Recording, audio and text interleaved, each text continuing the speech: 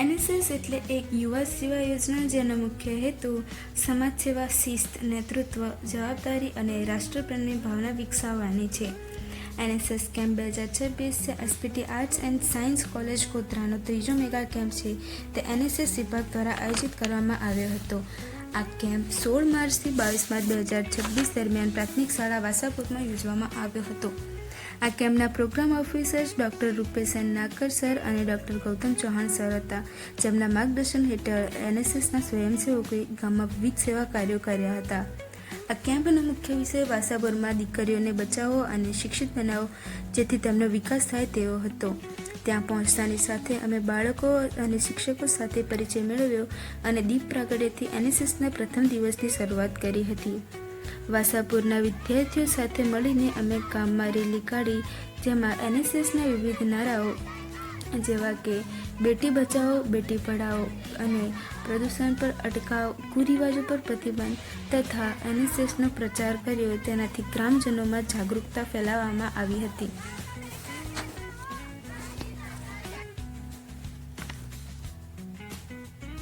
વડીલો અમારા સમાજનો અનુભવ અને સંસ્કારનો ખજાનો છે અને તેમના આશીર્વાદથી અમને સેવા કાર્ય માટે નવી પ્રેરણા મળી હતી. વડીલોનો સહકાર, શિક્ષકોનું માર્ગદર્શન અને ગ્રામજનોનો પ્રેમ અમને સમાજ સેવા માટે નવી ઉર્જા અને ઉત્સાહ આપી હતી. તેમાં વડીલોનો આશીર્વાદ સાંભળીને લાગતું હતું કે અમારી નાની સેવા પણ કોઈના જીવનમાં ખુશી લાવી શકે છે. ત્યારબાદ આવેલી પ્રભાત રેલીમાં વિવિધ નારા અને ભજનો તથા પ્રાર્થના કરીને ગામની સવારની શરૂઆત કરવામાં આવી હતી, જે એક અનોખો આનંદ હતો. તેનાથી શરીરમાં સ્ફૂર્તિ અને એક કોમળ અનુભૂતિ પણ આવી હતી. ત્યારબાદ ડૉક્ટર ગૌતમ સર અને ડૉક્ટર રૂપેશ સર દ્વારા અપાયેલ સ્પીચ સાથે ગામના વડીલોને તિલક દ્વારા અભિવાદન કરવામાં આવ્યું હતું અને તેમનું સ્વાગત કરવામાં આવ્યું હતું, જેમાં સ્ત્રીઓને પણ તેટલું જ સરખું મહત્વ આપવામાં આવ્યું હતું. ત્યાં સુધીમાં ડૉક્ટર ગૌતમ સર અને ડૉક્ટર રૂપેશ સરે એનએસએસના પ્રેરણાદાયી શબ્દોને પૂર્ણ વિરામ મૂક્યો હતો. યોગમાં પ્રાણાયામ જેવી પ્રવૃત્તિઓ દ્વારા અમારા દિવસની સવાર થતી હતી, જેનાથી કામ કરવામાં સ્ફૂર્તિ આવતી હતી અને આળસ આવતી ન હતી.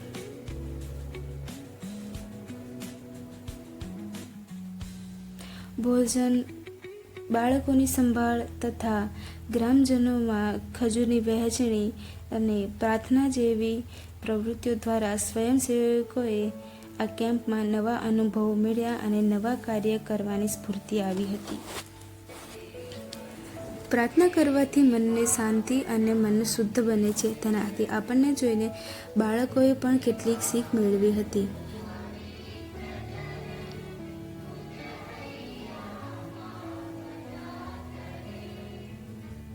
ગ્રામજનો સાથે મળી તેમની સાથે વાર્તાલાપ કરીને તેમને એનએસએસ વિશે સમજાવ્યું અને ખજૂર વિતરણનું કાર્ય પૂર્ણ કર્યું હતું. શાળામાંથી વિદ્યાર્થીઓ અને સ્વયંસેવકો સાથે મળીને ગામમાં એક મેગા રેલી કાઢવામાં આવી હતી, જેમાં જાગૃતતા, એનએસએસ માટેની સ્વચ્છતા અને ગામના સુધારા અને સમાજ માટે સેવા કરવાની સદ્ભાવના વિકસાવવા માટેના નારા લગાવવામાં આવ્યા હતા. સ્વચ્છતા એક સ્વાસ્થ્યનું પ્રથમ પગલું છે. એનએસએસના સ્વયંસેવકો તરીકે અમે માત્ર સેવા જ નહીં પરંતુ જવાબદારીનું ઉત્તમ ઉદાહરણ પૂરું પાડ્યું છે. વાસાપુર શાળામાં સ્વયંસેવકોએ પોતાની ફરજ બજાવતા ખૂબ જ સારી રીતે સાફ સફાઈ કરી સ્વચ્છતાનું ખૂબ સારી રીતે પ્રદર્શન કર્યું. સ્વચ્છતા જ આરોગ્ય અને સંસ્કારનું પ્રથમ પગથિયું છે. ગ્રામજનોમાં સદ્ભાવના, અતિથિઓનું અભિવાદન તથા વિદ્યાર્થીઓમાં સ્વાસ્થ્યના સંભાળ માટે પણ ઉકાળાની વ્યવસ્થા કરવામાં આવી હતી, જેના દ્વારા બાળકોનું સ્વાસ્થ્ય સુધરી રહે. ઉકાળો એ એક એવી દવા છે જે બાળકો, યુવાનો અને વૃદ્ધો બધા પર અસરકારક છે, જેનાથી બાળકો ખૂબ જ તંદુરસ્ત બની રહે. આ ઉકાળો શરીરની રોગપ્રતિકારક શક્તિ વધારવામાં મદદ કરે છે અને શરદી, ઉધરસ, સામાન્ય બીમારીઓમાં બરાબરીમાં લાભદાયી હોય છે. ત્યારબાદ સ્વાસ્થ્ય વિશેની સમજણ સ્વયંસેવકો વચ્ચેની એકતા, બાળકો સાથેનો આનંદ અને નવી વસ્તુ અને કાર્ય માટેની ઉત્સુકતા એ એક નવો અનુભવ હતો.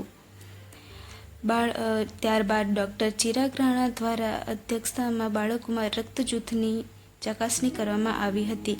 સ્વયંસેવકોએ બાળકોની માહિતી નોંધાવી અને રક્તદાન તથા સ્વાસ્થ્ય વિશે જાગૃત કર્યા હતા.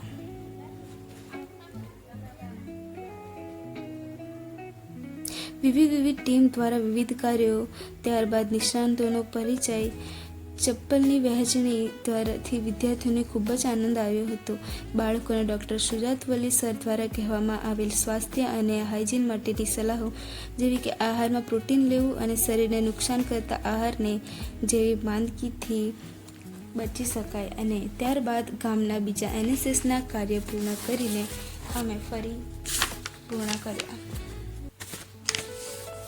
દ્રષ્ટિ નેત્રાલય દાહોદના સહયોગથી નેત્ર નિદાન કેમ્પમાં યોજવામાં આવ્યું હતું. તેમાં ડૉક્ટર રવિ મકવાણા અને ડૉક્ટર શ્વેતા પાંડેએ બાળકોનું ચેકઅપ કરીને તેમને માર્ગદર્શન આપ્યું હતું.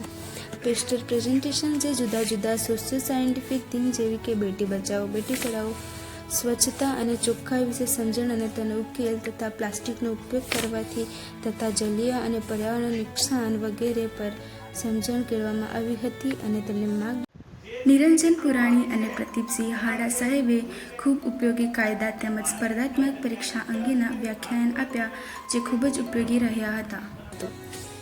નવા દિવસની શરૂઆત એક નવા ગ્રુપ લીડરથી થાય છે જે સ્વયંસેવકોને તેમના કાર્યમાં ફાળવણી આપવામાં સહાય કરે છે તથા તેમને માર્ગદર્શન આપી તેમનો સહયોગી બને છે.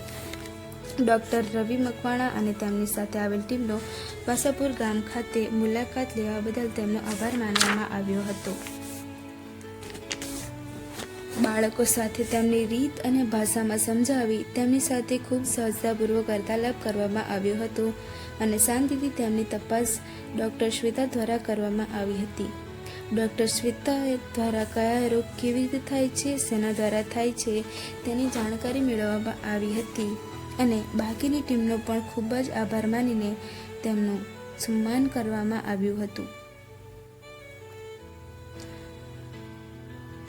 સ્વયંસેવકોએ તેમની ફરજ બજાવતા અને ખૂબ જ સારા અનુભવો મળ્યા જે પ્રેરણાદાયક હતા અને જીવન માટે કંઈક શીખવા લાયક પણ નવા હતા.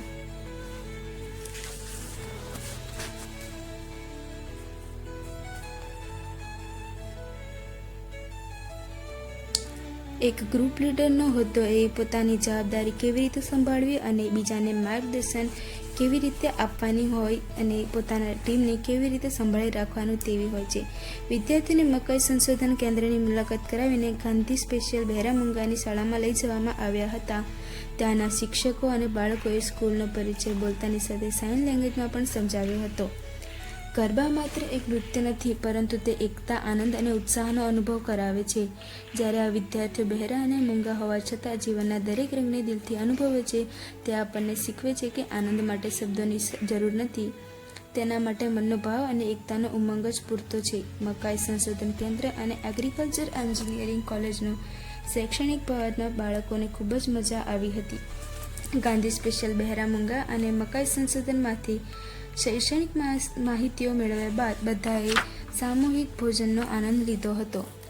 નાના બાળકોની આ સુંદર બધાની સામે ગીત ગાવાની રજૂઆત આપણને શીખવે છે કે પ્રતિભા ઉંમરથી નક્કી થતી નથી પરંતુ હિંમત અને ઉત્સાહથી આગળ વધે છે.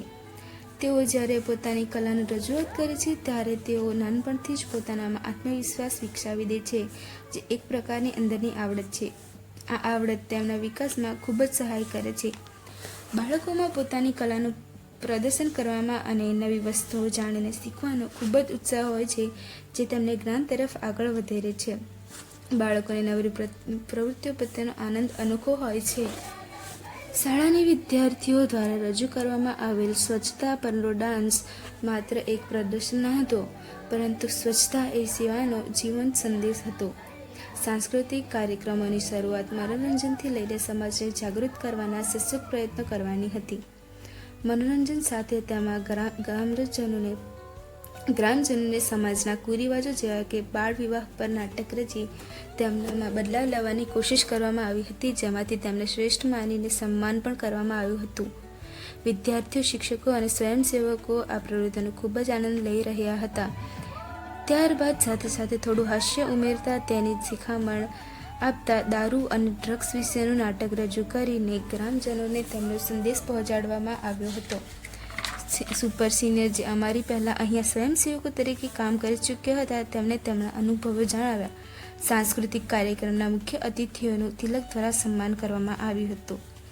શાળાના વિદ્યાર્થીઓને રાષ્ટ્રીય સેવા યોજનાના ગાળા દરમિયાન દરેક બાળકોને તેમની સાઇઝના એક જોડી ચપ્પલનું વિતરણ, ગાંધી સ્પેશિયલ શાળામાં બહેરા અને મૂંગા વિદ્યાર્થીઓમાં આવતી તકલીફો, ગ્રુપ લીડર તરીકેની જવાબદારી તથા મુખ્ય અતિથિઓ સાથેનું સંમેલન, જૂના સ્વયંસેવકો દ્વારા ભેટ તથા સેવાભાવનાથી સૌને જમણવાર આપવામાં આવ્યો અને તેની સાથે સાથે ત્યાંના વિદ્યાર્થીઓ સાથેના ખુશીના અનમોલ પળો તથા સર્ટિફિકેટ અને ટ્રોફીઓ જેવી ઇનામો આપીને તેમનામાં ઉત્સાહ ભરવામાં આવ્યો હતો અને આદરણીય મહેમાનો દ્વારા થોડા શબ્દો જે જીવનમાં ઉતારવા લાયક હોય તે કહેવામાં આવ્યા હતા.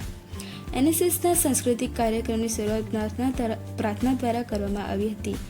આ શરૂઆત એ માત્ર કાર્યક્રમની જ નહીં પરંતુ દરેક સ્વયંસેવકના મનમાં સેવાની હતી. પ્રભાત રેલી દ્વારા ગામને જાગૃત કરીને શાળાના વિદ્યાર્થીઓને સ્નેહપૂર્વક ભોજન કરાવડાવ્યું. તેમની સાથે બેસીને લાગણીપૂર્વક કાર્યક્રમનો આનંદ લીધો હતો. વડીલોનું સન્માન કરીને અને તેમના પ્રત્યે આપણો આદર અને કૃતજ્ઞતા વ્યક્ત કરી હતી. આ 7 દિવસનો સફર ખૂબ જ યાદગાર રહ્યો છે. શરૂઆતમાં અમે માત્ર સ્વયંસેવકો હતા, પરંતુ આજે આપણે એક પરિવાર બની ગયા છીએ. આ દિવસોમાં અમે સેવા, શિસ્ત, એકતા અને સમાજ માટે કંઈક નવું કરવાનો અર્થ શીખ્યા છે. આજે બાળકોને તથા ઇનામ આપીને તેમની પ્રતિભાનું સન્માન કરવામાં આવે છે. આ 7 દિવસોમાં અમે માત્ર સેવા જ નહીં પરંતુ લાગણીઓની મિત્રતા અને અનમોલ યાદો પણ મેળવી છે. અહીંથી વિદાય લેવી થોડી મુશ્કેલ છે, પરંતુ અનુભવ હંમેશા અમારી સાથે રહેશે અને ભવિષ્યમાં પણ સેવા કરવાની પ્રેરણા મળશે.